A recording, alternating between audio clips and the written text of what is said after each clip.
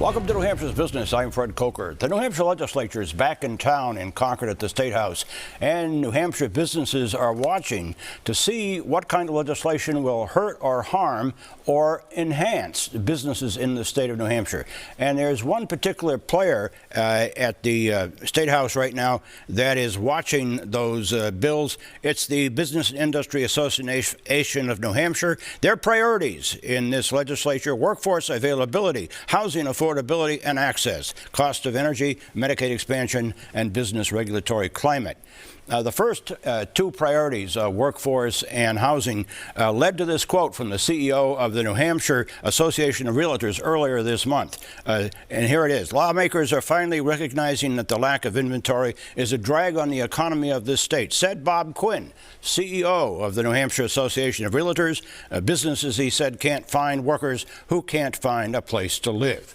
With me to walk through this business priorities and the 2023 legislation of the legislature is the president and CEO of the Business and Industry Association of New Hampshire, the BIA, Michael Skelton. Welcome, Mike. Thanks, Fred. Nice to have you here. Great to be here. I assume you're in agreement with Bob Quinn on housing and workforce. Absolutely. Among the hundreds of conversations I've had with our members and businesses across the state, the first challenge they want to talk about is workforce, workforce availability, and immediately housing is identified for them as one of the root causes of that workforce challenge, and one of the main reasons that we're interested in working with the legislature on housing policy and getting that problem fixed.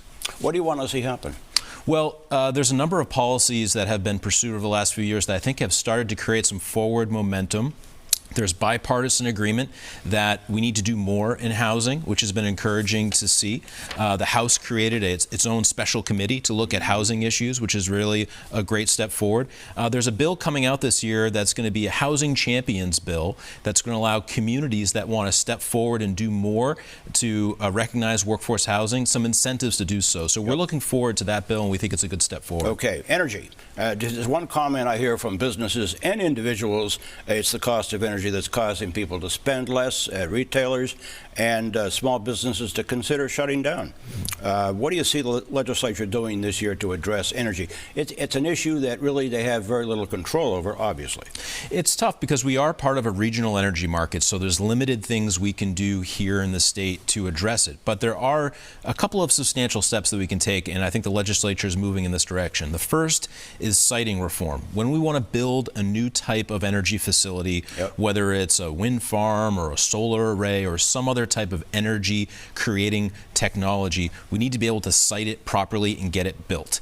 And there's legislation being introduced to help do that in a more timely, transparent manner, and we think that's critical.